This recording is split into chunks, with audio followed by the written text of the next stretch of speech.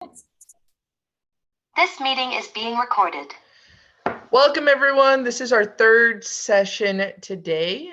We have Whitney Dove here, and she's going to be our presenter today. My name is Danielle Kremp, and I'll be monitoring the chat. If you have any questions that you need to ask, you can put them in there, but Whitney will be answering them, and she'll go over how she's going to go through that. I'm giving the floor over to Whitney. Thank you. All right, thank you, Danielle. I appreciate that. And hello and welcome, everyone. Thanks for joining us. Today, we are going to be talking about the natural connections that rest at the intersection of STEM teaching. And we will look at computer science instruction more specifically and social emotional learning. We're going to be using an instructional framework for social emotional learning, and we will consider how classroom experiences that are characteristic of computer science classrooms can naturally support those important competencies. My name is Dr. Whitney Dove, and I'm the Vice President of Product at Codelicious, which I will share more about with you in just a moment.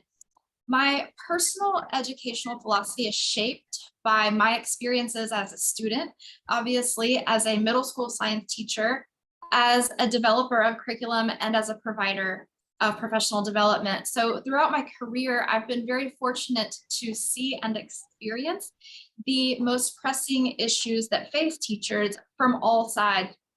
And I have worked tirelessly to provide teachers with practical advice and resources to support you in your most important work, your daily interactions with students. And today's session is in keeping with that general pattern.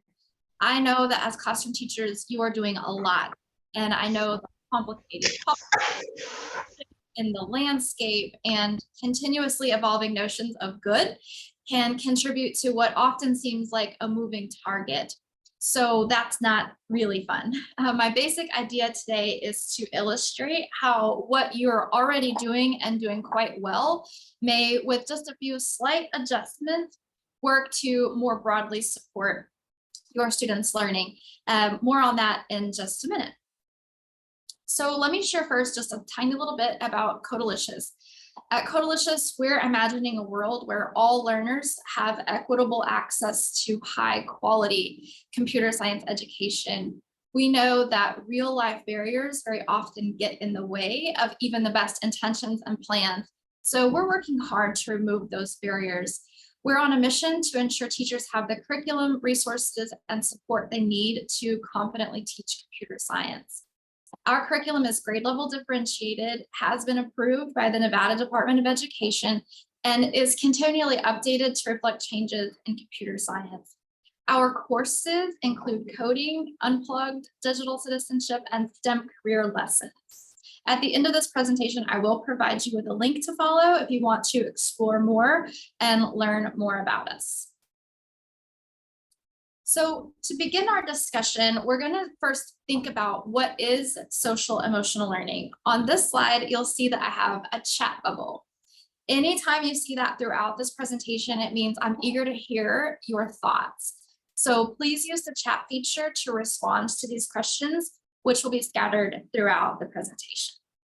First, let's take 30 seconds or so to hear your thoughts on this question. What is social emotional learning?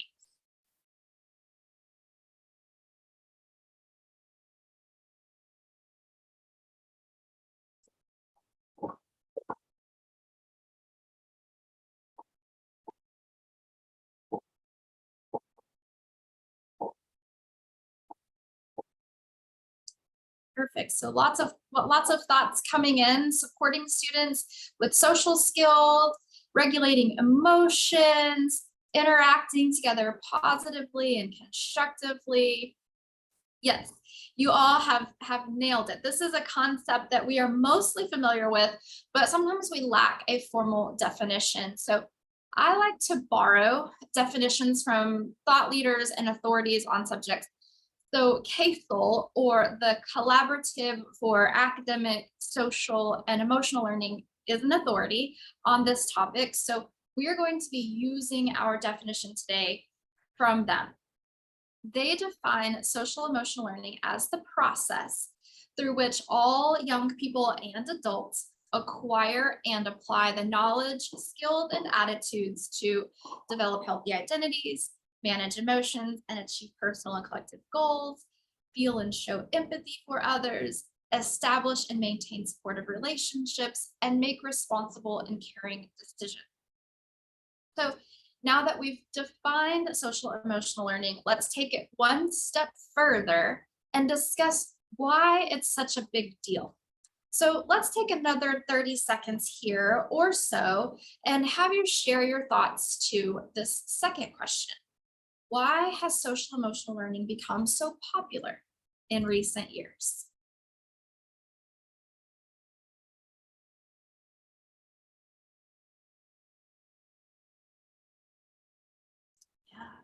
So students are dealing with more stress than ever before because it's been linked to achievement and other positive outcomes versus the things that students are sort of born with. Their ability to cope and to manage stress and those things has positive impacts in the classroom and outside of the classroom.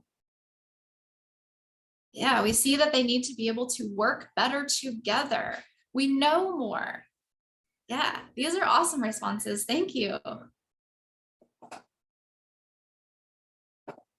So not surprisingly, some commonly cited reasons for the integration of social emotional learning in schools include closing achievement gaps, which you all mentioned, creating more equitable learning environments, supporting post-secondary readiness and employability, improved mental health, improved behaviors, and a host of other factors that underscore the importance of supporting students' social emotional learning. So those benefits and the ones you all mentioned, they are more than just anecdotal.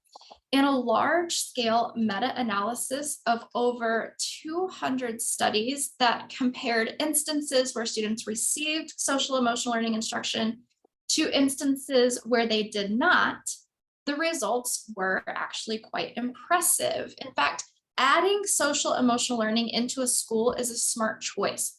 When social emotional learning programs are added, 27% more students improve their academic performance, 57% more students gain important skills, 24% more students demonstrate improved behaviors and lower levels of emotional distress, 23% have improved attitudes, and 22% more students show fewer behavioral problems. These are impressive figures, right? So if it's such a big deal and its promises are so great, why are we not all doing it? So let's take another few seconds here to hear your ideas and your reality. When it comes to the integration of social emotional learning into your school or your classroom, what are the barriers that you face? Time. Yeah, that's a big one. Absolutely. I did go ahead and anticipate a few of your responses here. I hope you don't mind. But I imagined that you would say things like a lack of school-wide support, a tense political landscape, too many competing priorities, not enough time, and a lack of clarity on how to teach and assess social emotional learning concepts. So remember, at Codalicious, we're all about removing barriers. So let's see if we can tackle a few of those today. Today, we are going to be using the social emotional learning competencies from the CASEL Framework. While there are many lists of social emotional competencies out there, we find this one particularly easy to work with and love that they have great resources available for free online. Having a single framework for us to work with will provide a reference point and structure and clarity that we can all wrap our thinking around. So the CASEL framework includes 5 broad domains of social emotional learning competencies. Let's take a look at them now. We've got self-awareness, self-management, social awareness, relationship skills, and responsible decision-making. To kind of dig into a few of those, we'll begin with self-awareness. CASEL defines self-awareness as the abilities to understand one's emotions, thoughts, and values, and how they influence behavior across contexts. There are several skills that fall into this category, but I've chosen a few that I think are particularly relevant for our discussion today.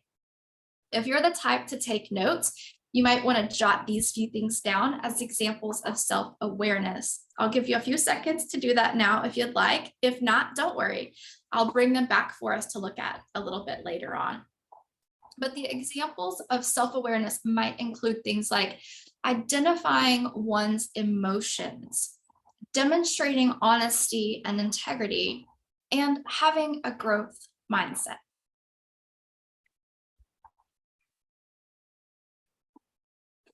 Self-management, another of the domains, follows from self-awareness.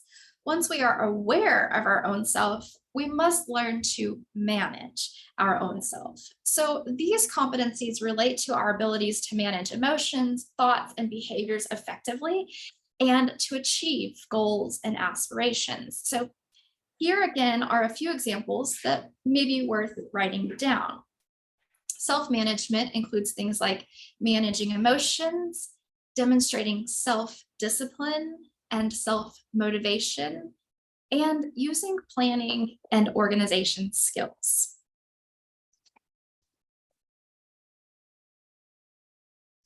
We're going to look at one more today. In the interest of time, I'm not going to go through all 5 of the domains, but let's go ahead and look at social awareness too. CASEL defines social awareness as the abilities to understand the perspectives of others, including those from diverse backgrounds, cultures, and contexts. We might see students demonstrate their social awareness abilities when they take others' perspectives, recognize the strengths in others, and demonstrate empathy and compassion. The remaining 2 domains are relationship skills and responsible decision-making. The skills and the sort of underlying skills within each of those domains work in much the same way as the 3 that we are going to look at. So the strategies I'm sharing with you can easily be applied to any domain once you've got the hang of them. So yes, you do have homework. Before we get too deep into it, I wanted to give you a moment to reflect on your current practice related to social emotional learning. The tool I have on the slide here is called a capacity matrix. You don't need to write anything down, just think of this as a thinking exercise. Across the top row, you'll see 4 descriptors. The first is, I can teach someone else how to do this. Then, I can do this with a little bit of focused effort. Then, I'm familiar with this, but not routinely doing it on my own. And finally, I'm not familiar with this. We can use the descriptors to help gauge your present levels of comfort with some key elements of social emotional learning integration, which are listed down that first column.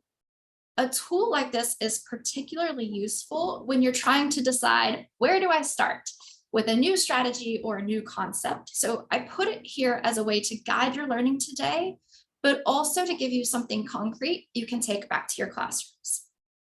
Take a minute, please, to consider the 3 elements of social emotional learning integration, which also do come directly from CASEL.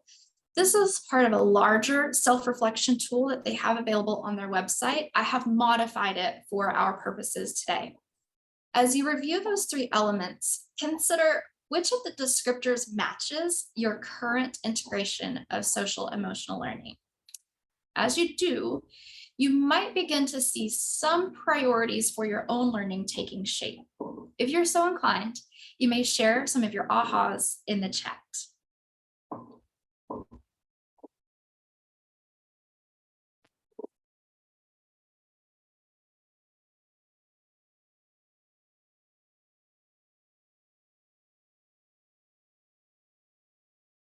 My guess, although I could be wrong, is that we collectively are further along with that 3rd element there.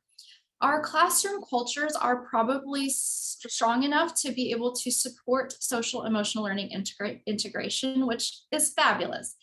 because that allows us to focus on items 1 and 2 today. So let's get started.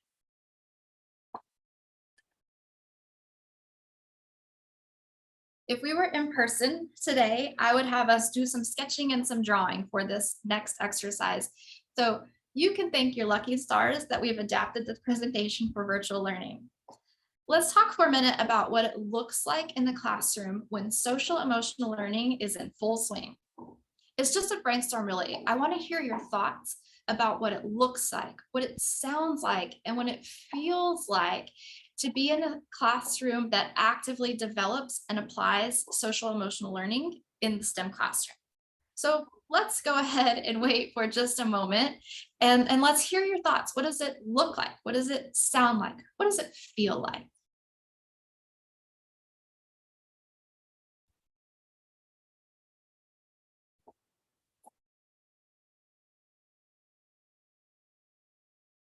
I'm just now reading about the middle school students. Yes, I came from the middle school teaching, so I relate to that. Yeah, it's warm, it's inviting, there's a lot of discussion, chatter, they're collaborating, they're getting along, they're complementing one another, but they are working through conflict, right? They're not skirting around it, they're not avoiding it, they're embracing it, but they're doing it productively. It's inviting, it's a place we all want to be. It's calm. We're able to manage our emotions. Growth mindset. Yeah, we're embracing failure. We're failing forward. The discourse is productive, drives some sort of outcome. We're not just talking for the sake of talking, we're talking to understand. Yeah, these are great.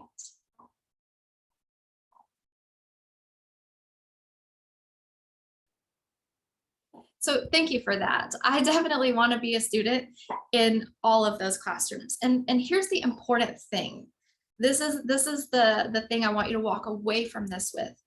The reason that you were able to so quickly identify what it looks like, sounds like, and feels like is because you're already doing it. The opportunities for social emotional learning are there. They're ready for you to grab hold of and make the most out of. So with just a few simple adjustments, you're going to be able to very intentionally support social emotional learning in your classroom without upsetting the apple cart or throwing the baby out with the bathwater or any of those other things that make us break out in hives. In a moment, we're going to be going through several examples that illustrate how opportunities for social emotional learning are sitting right inside of the content standards you're already teaching. So let's get warmed up a little bit. I've gone through the Nevada computer science standards and pulled out some of the verbs that are repeatedly, consistently across grade levels. So as you look down the list of verbs here, what connections to the 5 domains jump out at you?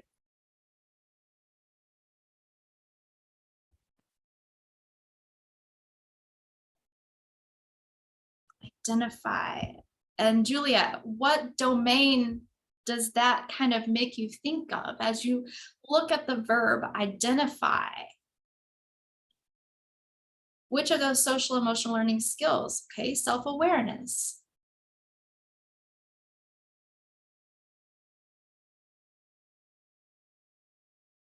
Yeah, these are things we're doing in classrooms every day, right? Self-management requires us to organize, or I should say that the other way around. When we organize things, we have to be able to self-manage. When we modify things, we have to be able to self-management.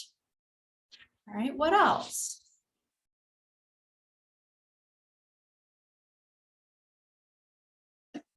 Explore requires responsible decision-making. And I know you're thinking of instances in your classrooms already where these things are happening and they're requiring students to exercise their social emotional learning competencies. Yes, we have to carry social awareness with us into discussions. We have to apply responsible decision-making when we develop things, products, arguments. Right? Yeah, you might do some of these more than others, but you're doing them all. They're all there.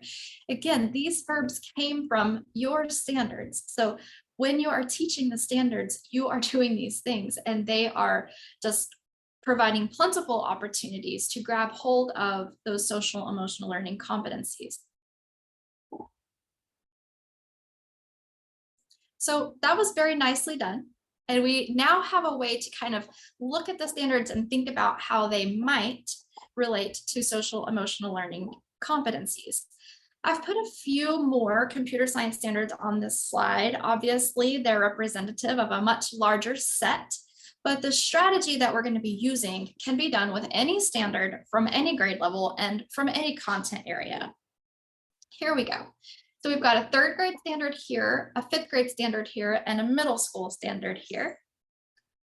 And when we dig into it a little bit more, we can study the verbs in each of the standards. In our third grade standard, we've got the verb take on. Now they're taking on varying roles, so that is important. In our fifth grade standard, we've got the verb brainstorm. And then for those middle schoolers who already know everything, they're going to be required to systematically identify and fix in order to master this particular standard. So I'm going to pause here again for just a moment so that I can gather some of your thoughts if you're willing to share them.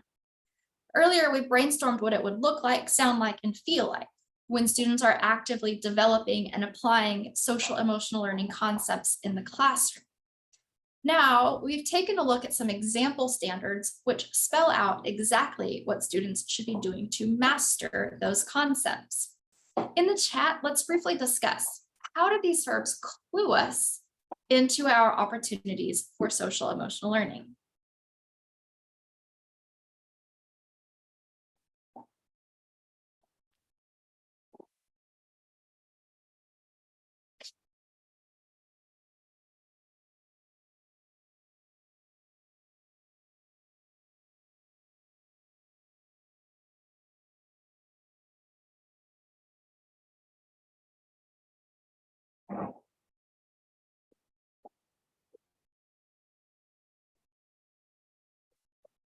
Absolutely.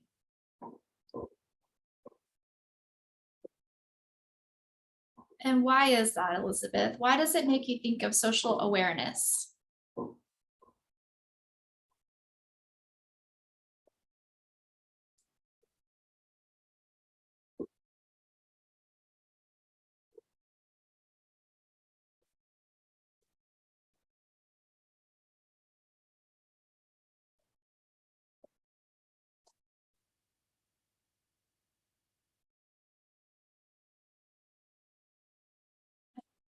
Because in order to take on various roles, they have to understand how to interact with each other. They have to be aware of their social surroundings, taking on different perspectives.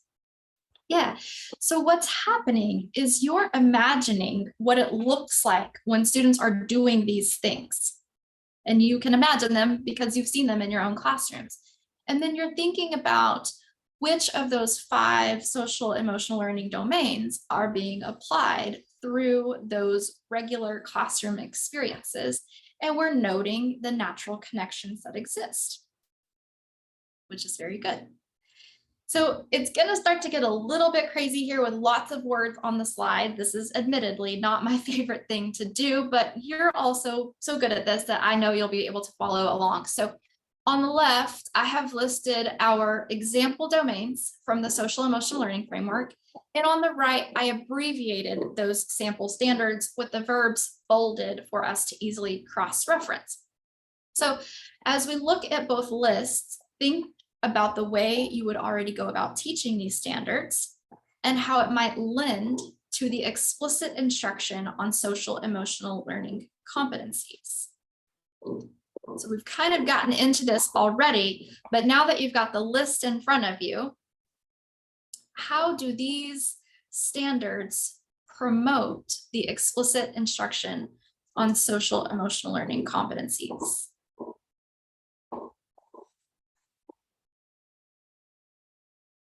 Yeah, so we had taking on earlier and that sort of social awareness, but we also see relationship skills in there.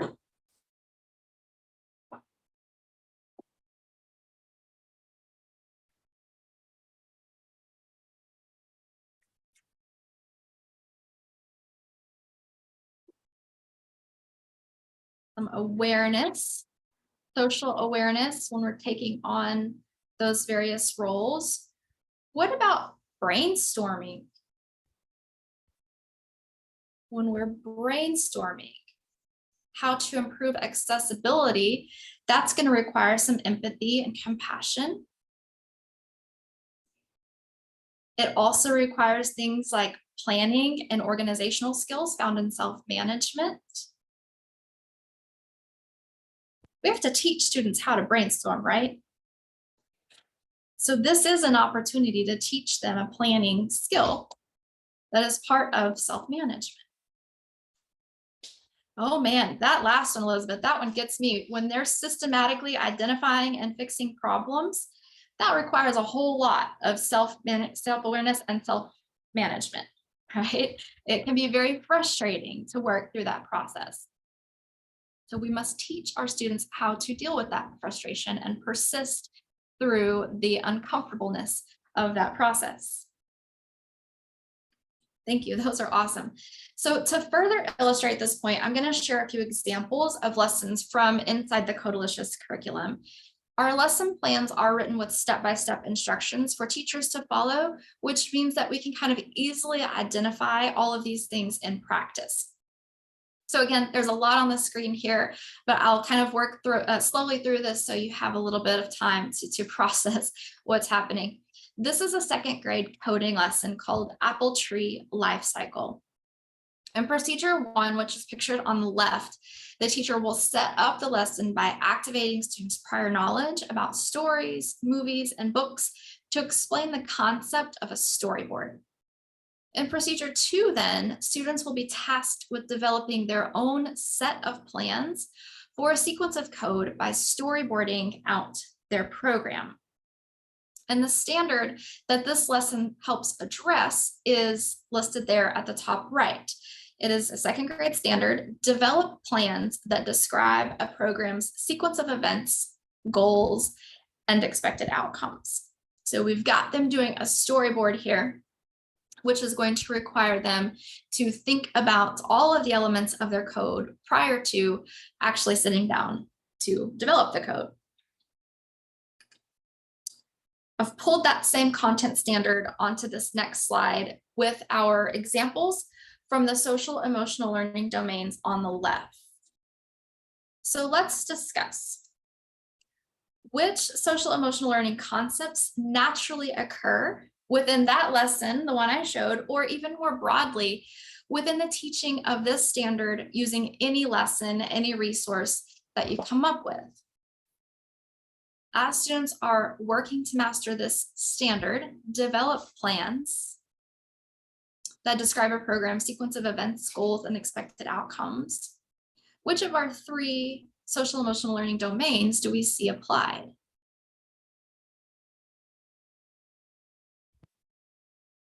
For sure, there's some self-management in there. And remember, these are second graders. So they're going to need to be taught how to go about planning, how to go about organizing. That's why that storyboard tool is so useful, because when you are teaching them to storyboard, you are very explicitly teaching them a skill that they can use for the purposes of planning and organizing. Let's take a look at another example. This one is a 5th grade digital citizenship lesson called Online Content and Attribution. In this activity, students are going to be learning about fair use as it pertains to online content and more specifically to code libraries. First, they'll reflect on their personal beliefs surrounding the availability and use of online content, and will discover the various legal protections that are offered to creators. So notice that this works in support of a Nevada computer science standard about the observation of intellectual property rights when creating programs. So they're not creating programs just yet, but we are sort of working on the first half of that standard in this lesson. We do have on the left here an example of a social emotional learning call out, which we place throughout our curriculum just to provide a little reminder that this would be a good time to work on a social emotional learning concept, but it's not required, right? It's sort of just a use your own discretion kind of thing. So in this case, we'll repeat the same process, and you're ahead of me, I can see that. So in this case, we are working on the standard observe intellectual property rights and give appropriate attribution when creating or remixing programs. So same idea with this example here, and that is which social emotional learning concepts might be taught and reinforced within this lesson. Yeah, so we definitely see social awareness.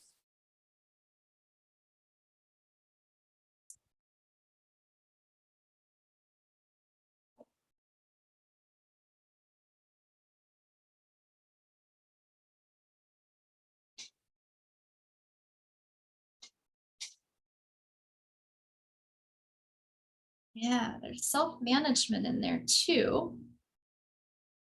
Staying organized. We've got to remember, right, when we're giving credit to a source, we've got to remember which information came from which source. I don't know if you all remember those index cards. I was taught the index card method when I was in middle school. Go to the card catalog, find the book, write down the important information about the book and the information you're taking from that book, keeping all of that organized for sure. Nowadays, we use spreadsheets and things like that to maintain which information came from which sources, but definitely requires some self-management skills. And then we've got self-awareness too, because we have to demonstrate honesty and integrity in acknowledging the ownership and the source of that information or that media. Okay, very good, thank you. Got one more example for you from middle school. This is from our JavaScript course, which is typically taught in 7th grade, but there's a lot of sort of sliding around of JavaScript, so that's not a hard and fast rule. This is a 2-part coding lesson called Recommendation App. In the first part, students are going to be remixing code from a previous project to develop a new project with a unique purpose. They'll share JavaScript facts through an interactive review activity and will be introduced to the concept of remixing. Then they'll plan and organize coding components for a music recommendation app using remixing strategies. The document shown at left is part of a planning document, which is actually multiple pages long, that they'll be using to prepare for their coding project. And then in part 2, students will practice remixing pieces of code to change the output in preparation for coding their music recommendation apps. They'll implement their ideas from the planning stage of the last activity and remix code from the activity advice generator to create their music recommendation app. They'll end the activity by providing peer feedback and reflecting on the process of remixing code. The document at right includes the guidance that is given to students to structure and support that feedback process. So you know what's coming next, and that is, let's repeat this process one more time. So again, we've got our 3 example domains. We know that there are 2 others out there, so very likely we can find connections there as well. And then we've got our standard here on the right, which is to design and iteratively develop programs that combine control structures, including nested loops and compound conditionals. So as you look at those 2 sets of information, which social emotional learning concepts might be taught and reinforced within this lesson?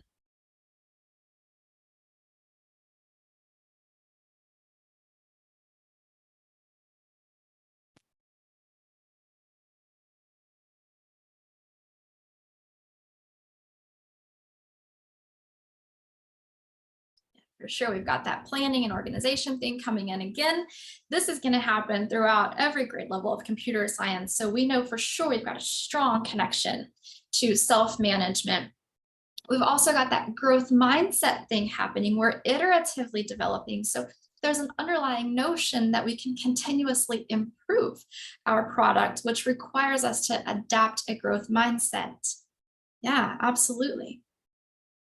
And because they are remixing code, there again comes in that possibility and potential for the paying attribution to the owner of any content that they're using. So again, we're seeing some patterns emerge here.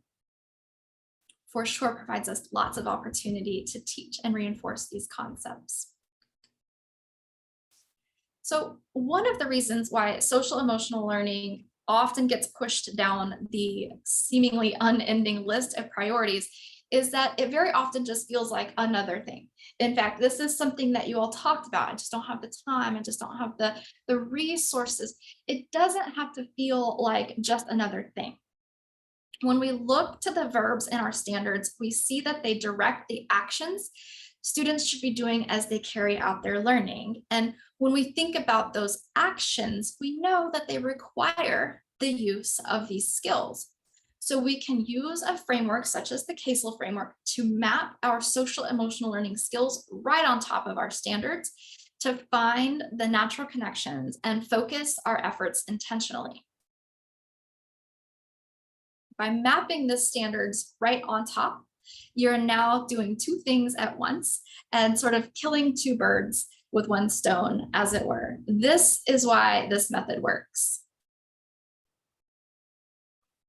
So you've now used our strategy to know when you're going to teach social emotional learning concepts in your classroom, and you know which social emotional learning concepts make the most sense given everything else that's going on. So now you're going to be asking yourself, how do I do it? And the good news here, maybe even great news, is that like everything else we've discussed today, explicit instruction on social emotional learning competencies will come very naturally to you. CASEL uses the acronym SAFE to describe effective SEL approaches. First, effective social emotional learning must be sequenced. We've got a good method for this. Remember, we'll use the verbs in our standards to identify the natural opportunities, and that will sort of unfold a sequence of topics and activities that will work well in support of this goal. Then the learning must be active. This one is the easiest for us because we use the action element of our standards, the verbs, for our sequencing clues. So the learning will by default be active. The F stands for focused. The learning must also be focused. And that means that we have to carve out time and attention to developing these skills. In other words, we can't just expect students to develop the skills without our support. And by making sure that the students are aware of the skills they're working on, you are focusing their efforts as well as yours in the right direction. And lastly, the instruction must be explicit. Students will not simply intuit the things they are supposed to do all on their own. This is why a resource like the computer science curriculum from Codalicious, which provides those necessary scaffolds and supports, will be so helpful. As we prepare to end our time together today, I wanted to underscore the main message, and that is that the computer science classroom experiences you're already providing for your students lend themselves to opportunities to support students' development of those all too important social emotional learning skills. All you have to do is identify them and carry a bit of intentionality about which skills you're focusing on at which times into the classroom with you. Now let's tie all of this together. So today we looked at 3 examples of classroom lessons that can simultaneously support students' development of computer science content and social emotional competencies. I'd like to take a moment here to key in on some of the reasons why we believe these natural connections are so important.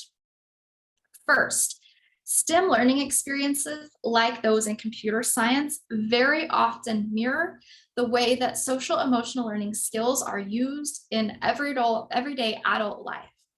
This lends authenticity to the application of social emotional competencies, and more importantly, allows the opportunity for students to develop their competencies within meaningful context.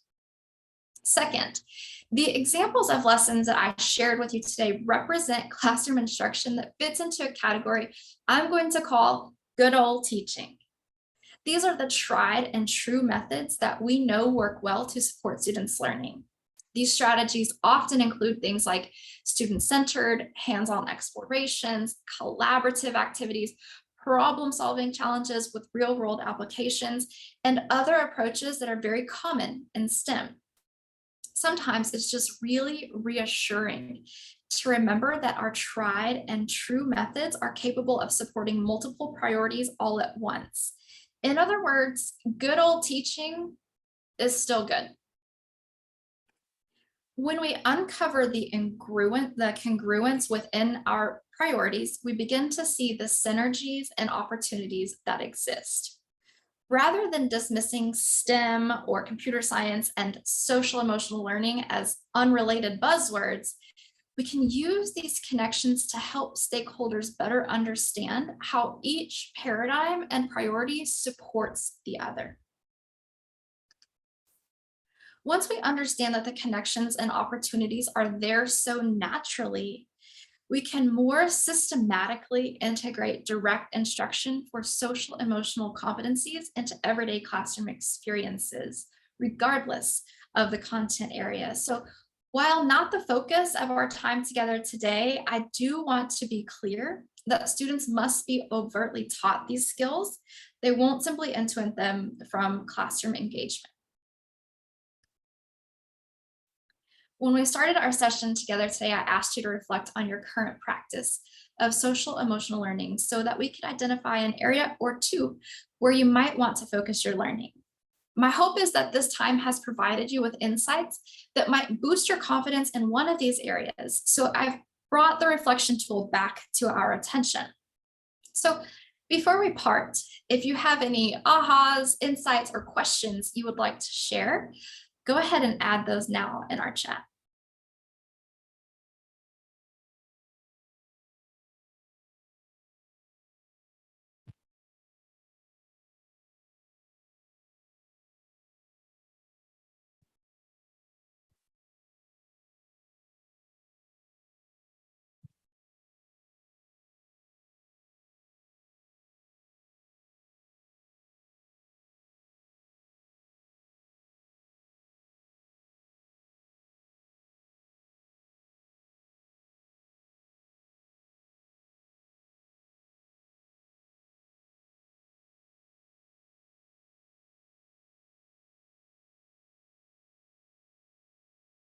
Definitely, and definitely easier said than done. I agree with that, but it can be done.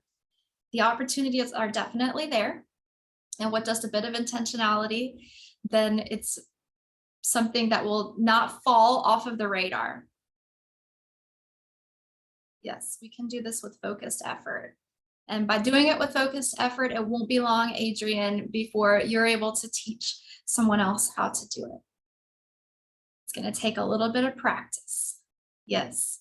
My best advice here is just to watch your students when they're doing the things that you're already doing.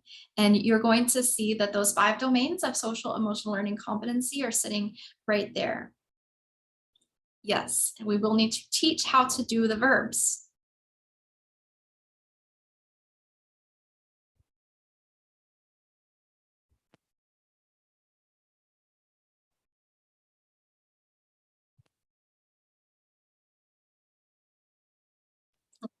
I like how you did that, Julia. So she wins the prize for tying it all together in a very meta way. So she's got a new self-awareness of how to integrate social emotional learning in computer science. And that's another amazing strategy, is to think about yourself as someone who has developed social emotional learning competencies and which of the ones you're applying as you go about doing those things. And those are the same ones that you can teach your students how to do.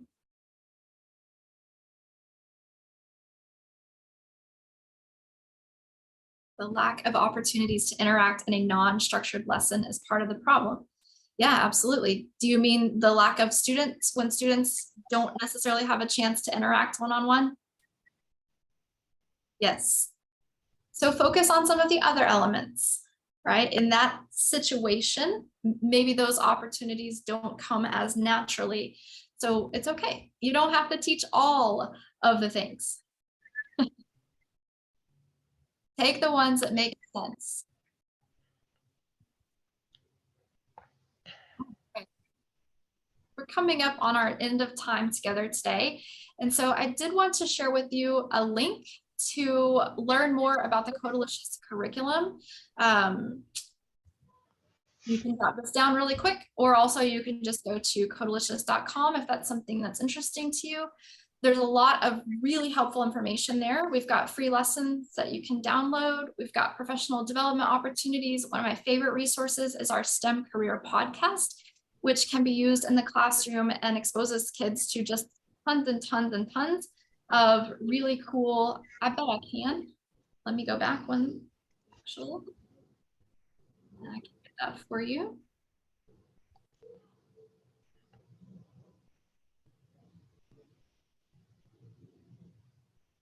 Here's the link. Okay. So great resources there. I love the STEM Career Podcast, and there's just a whole lot more. Also, for those of you that are on the socials, as they call them, we are on Facebook, Twitter, and LinkedIn. Would love to connect with you there.